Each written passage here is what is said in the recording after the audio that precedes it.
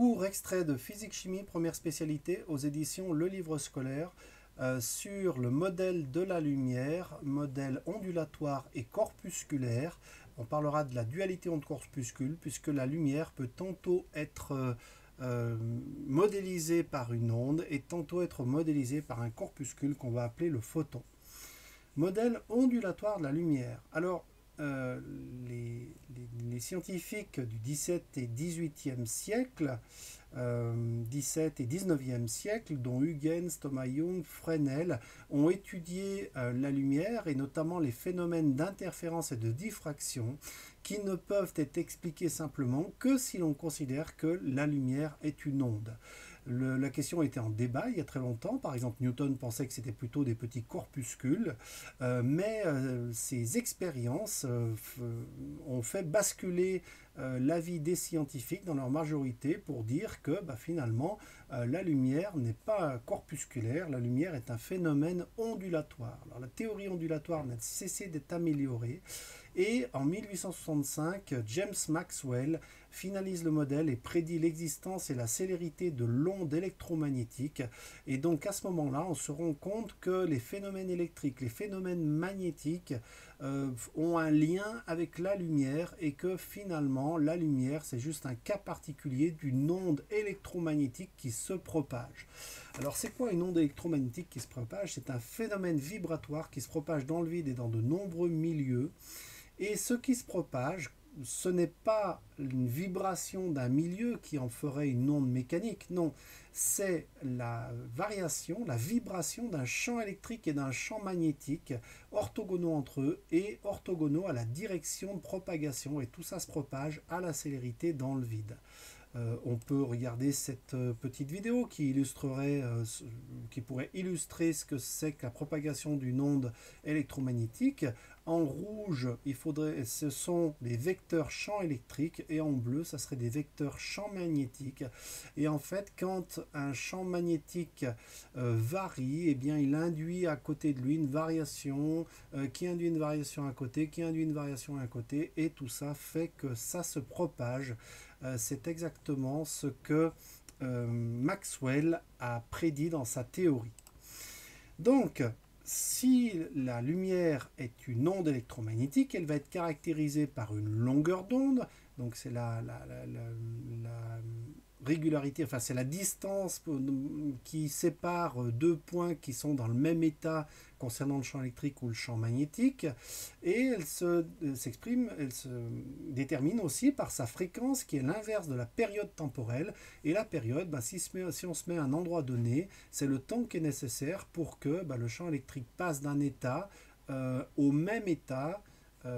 Par exemple sur la vidéo ici, c'est le temps qui serait nécessaire pour passer du vecteur rouge qui est orienté vers le haut avec une certaine valeur au même vecteur rouge qui le suit. Ça serait la période. Alors bien sûr, comme dans tous les phénomènes ondulatoires, longueur d'onde et fréquence sont reliées par l'expression lambda égale c sur nu, où c égale lambda sur t, ce qui revient au même.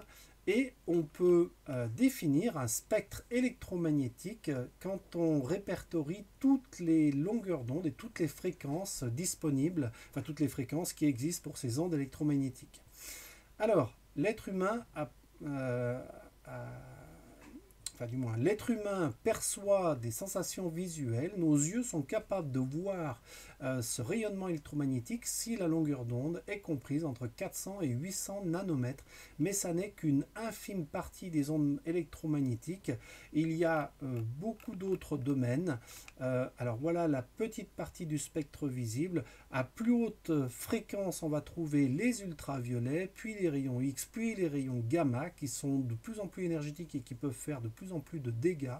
Et de l'autre côté, on va trouver les infrarouges, les micro-ondes et les ondes radio. Petite erreur ici sur ce dessin, puisque c'est le bleu qui est du côté des ultraviolets et c'est le rouge qui est du côté des infrarouges. Voilà. Alors on remarque ici que la fréquence augmente vers ces rayons de forte énergie. Donc la fréquence ici c'est 10 exposant 24 Hz, c'est une fréquence extrêmement élevée, 10 exposant 14 pour la lumière visible, et quand même 1 million 1 MHz pour les ondes radio. Les MHz, c'est par exemple la fréquence quand on règle un poste de réception FM à 105 MHz, on voit qu'on est dans le domaine des ondes radio. Les rayons X, les rayons gamma peuvent avoir des applications médicales, notamment pour faire ce qu'on appelle vulgairement des radios. On fait passer des rayons X, les os et tout ce qui est dur arrête les rayons X alors que les tissus mous ne les arrêtent pas, ce qui permet de faire une photographie qui permet de faire une photographie avec des ondes électromagnétiques qui peuvent traverser la peau et les tissus mous, ce que ne peuvent pas faire les rayons de lumière visible. On ne voit pas à travers un corps humain. Passons maintenant au modèle particulaire. Alors, bien que les lois de l'électromagnétisme formulées par Maxwell expriment de nombreuses observations expérimentales, elles ne permettent pas d'interpréter certaines des expériences, notamment le rayonnement émis par des corps chauffés et l'effet photoélectrique. L'effet photoélectrique, c'est simplement que quand on éclaire un métal, ça va arracher des électrons. On pourrait très bien imaginer qu'une onde qui arrive sur un métal apporte de l'énergie et arrache les électrons, mais en fait, quand on fait des mesures et qu'on regarde les longueurs d'onde et qu'on regarde comment sont éjectés les électrons quand on éclaire un métal, on s'aperçoit que ça ne va pas du tout, ça ne colle pas du tout avec une modélisation de la lumière comme une onde. Par contre, ça s'explique beaucoup mieux comme si la lumière était une particule. Dans ce cas, c'est juste comme un jeu de billard. Il y a le photon qui arrive et qui vient finalement heurter l'électron. Et donc cet électron est heurté tout simplement parce qu'il a reçu un choc provenant d'un photon qui à ce moment-là est vu comme un corpuscule. Le modèle ondulatoire explique la propagation de la lumière, la formation des images, ce qu'on a vu tout à l'heure, les interférences, la diffraction, mais est inopérant pour expliquer les interactions de l'énergie avec la matière. Et notamment, il est complètement inopérant pour expliquer l'allure d'une courbe qui a fait l'objet de beaucoup de recherches à cette époque-là. C'est la courbe de rayonnement du corps noir. C'est-à-dire que si on regarde la quantité d'énergie et qu'on répartit ça en fonction de la longueur d'onde, on s'aperçoit que le soleil n'envoie pas du bleu, du rouge, du vert avec la même intensité. Il en envoie avec un maximum d'émissions centrées sur le jaune, et la courbe de tout ce qu'il envoie a cette forme-là. Quand la température de l'étoile augmente, ou si on prend quelque chose qui est porté à une température très très élevée, on voit que la couleur tend vers le blanc. Inversement, si on refroidit un corps et qu'il vient à une température beaucoup plus basse, alors on va retrouver l'aspect rougeoyant qu'on trouve par exemple pour de l'acier qui s'échauffe lentement. Donc c'est la couleur ici de l'étoile, ça marcherait aussi pour de l'acier qu'on chauffe lentement. Au début il est rouge, puis plus on le chauffe, plus il tend vers le blanc. Ces courbes étaient parfaitement connues, mais par contre, d'un point de vue expérimental, mais par contre la théorie ne collait pas du tout. Et Max Planck est celui qui a réussi à trouver la modélisation mathématique de cette courbe. Et pour ça, il a été obligé de faire une hypothèse qui était très très audacieuse à l'époque, c'est qu'il a été obligé de considérer que l'énergie ne pouvait s'échanger que par paquets d'énergie indivisibles qu'on va appeler un quantum. On remarque ici que le chemin qu'on fait avec la théorie de la lumière, finalement, on l'a un peu fait aussi avec la matière. C'est-à-dire que la matière, il y a très longtemps, on considérait que c'était quelque chose de continu. Et puis après, on a compris que c'était discontinu et que la matière était constituée d'atomes et qu'il y a des quantités, qu'il y a des atomes indivisibles qui vont former la matière dans son ensemble. Eh bien, l'énergie, c'est pareil. L'énergie, elle vient par morceaux. Il y a des quantums d'énergie qui forment l'énergie qu'on peut mesurer, qui part ou qui arrive dans un système. Donc en fait, la découverte de Planck, qui va être ensuite approfondie par Einstein pour expliquer l'effet photovoltaïque, eh c'est tout simplement de considérer que, tout comme la matière, l'énergie se transporte ou se gère par paquet entier. On ne peut pas prendre que la moitié du paquet. À chaque fois, tout le paquet d'énergie va venir. Alors le paquet d'énergie va se calculer avec la formule de Planck. C'est-à-dire que l'énergie d'un photon va être proportionnelle à sa fréquence et le coefficient de proportionnalité, c'est la constante de Planck qui vaut 6,62 10-34 joules seconde.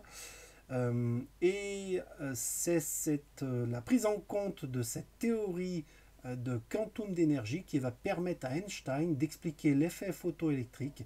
C'est d'ailleurs ce qui va lui permettre d'obtenir le prix Nobel parce qu'il est plus connu pour la relativité, mais la relativité c'est un truc tellement gros que personne n'a osé lui attribuer le prix Nobel. Juste au moment où ça a été découvert, il a fallu de longues années pour qu'on reconnaisse la relativité. Par contre, rien que sa petite entre guillemets découverte, explication de l'effet photoélectrique, pour laquelle il n'est pas du tout connu, c'est ça qui lui a donné le prix Nobel. Donc, chaque petit quantum de lumière va être appelé photon et il peut être vu comme une particule de masse nulle et de charge électrique nulle. C'est-à-dire que si on met une charge électrique plus, ça va, ou moins, ça ne va ni l'attirer, ni attirer le photon, ni le repousser. Et si on a un objet massique, eh bien, ça ne va pas non plus l'attirer. Le photon est considéré comme de masse nulle et de charge électrique. Alors ceci, c'est vrai, mais ça sera remis en question dans une autre théorie d'Einstein qui est la relativité générale. Il est bien toujours considéré de masse nulle, mais par contre il va pouvoir être dévié par une masse. Ouais, mais ça, c'est pas du tout au programme de première. Revenons donc à notre programme et calculons donc l'énergie d'un photon, le plus énergétique du domaine visible. Alors on avait dit que c'était entre 400 et 800 nanomètres. Le plus énergétique, puisque E égale H fois nu la fréquence, la fréquence la plus élevée, c'est la longueur d'onde la plus courte. Donc on prend le 400 nanomètres, c'est la couleur bleue. La couleur bleue est plus énergétique que la couleur rouge. On peut déterminer successivement la fréquence de la radiation puis l'énergie. Donc la fréquence c'est C sur lambda, l'énergie c'est H fois nu. Donc E égale HC sur lambda et en faisant le calcul on arrive à 4,97 10-19 joules. Alors le joule n'est pas l'unité habituellement utilisée pour réfléchir sur ces interactions lumière-matière puisque ce sont toujours des énergies très très faibles et on préfère plutôt l'électron-volt qui est l'énergie acquise par un électron qui serait accéléré sous une tension de 1 volt et qui vaut 1,6 10-19 joules. Donc la conversion faite nous donne une énergie de 3,11 électronvolts. Diagramme d'énergie d'un atome. Alors, chaque atome possède une structure électronique avec des couches et des sous-couches qu'on appelle 1s, 2s, 2p, etc. Et sur ces couches se répartissent tous les électrons et les couches existent même si elles ne sont pas occupées. Chaque sous-couche associée à une orbite possède sa propre énergie et ces énergies ont été calculées ou mesurées, calculées par la mécanique quantique. Et elle est d'autant plus faible qu'on est proche du noyau. Donc l'état fondamental, ça serait l'état d'un électron ici qui est au plus près possible du noyau. Si on l'excite, si on lui apporte de l'énergie, on peut lui faire passer à un niveau un peu plus loin, qui sera le niveau 2 ou 3 ou 4, etc. Ce sont ce qu'on appelle les états excités. L'état ionisé correspond à un état où c'est le niveau infini, limite, c'est-à-dire qu'il est tellement loin, il y a tellement de niveaux d'énergie possible qu'en fait il est parti du noyau, il n'est plus lié au noyau, c'est l'état ionisé qu'on considère comme l'état d'énergie nulle. Alors, quand un électron est à un certain niveau, il peut absorber un photon et passer à un niveau excité. Inversement, quand il est dans cet état excité, il peut revenir à son état initial de moindre énergie, mais cette fois-ci en émettant un photon. C'est le processus d'émission. Alors, chaque niveau d'énergie, si on reprend le diagramme d'énergie, le diagramme énergétique qui nous a permis de représenter tout ça, chaque niveau d'énergie est représenté par une ligne horizontale et tout ça est gradué. On a à chaque fois la valeur et on peut faire un schéma à l'échelle en électron-volts. Et donc les états fondamentaux excités, on a déjà défini ça. Et d'après Niels Bohr, l'atome n'est stable que pour certaines valeurs d'énergie bien définies. Son énergie est quantifiée.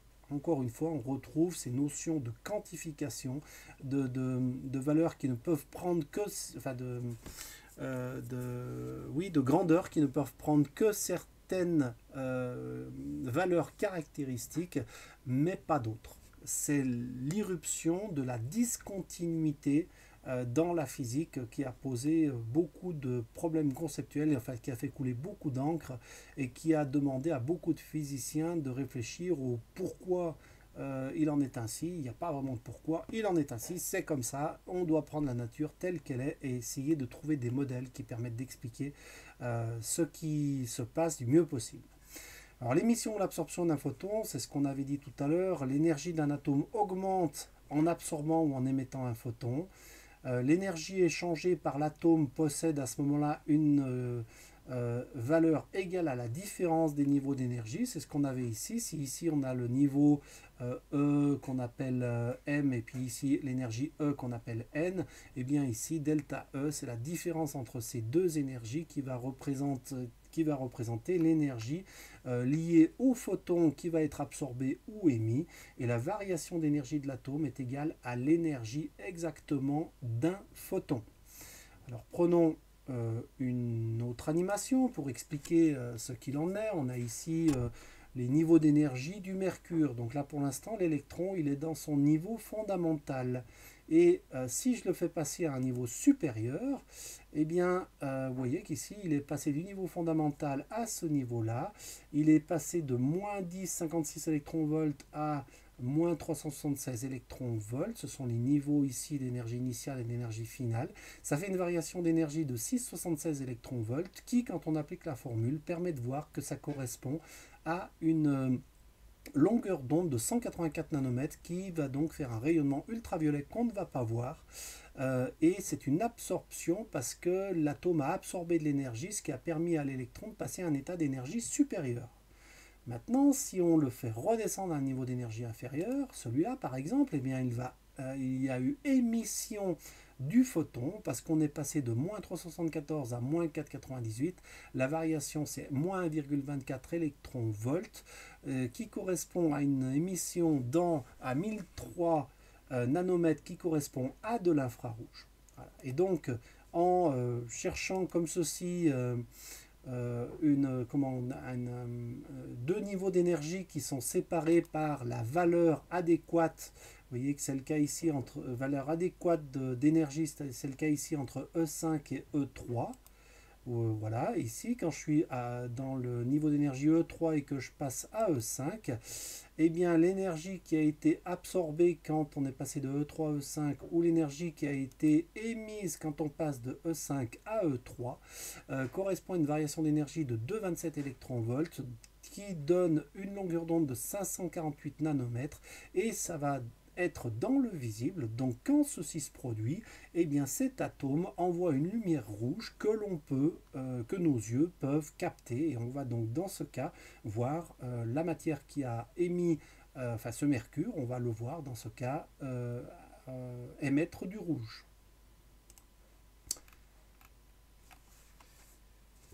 C'est la fin du cours.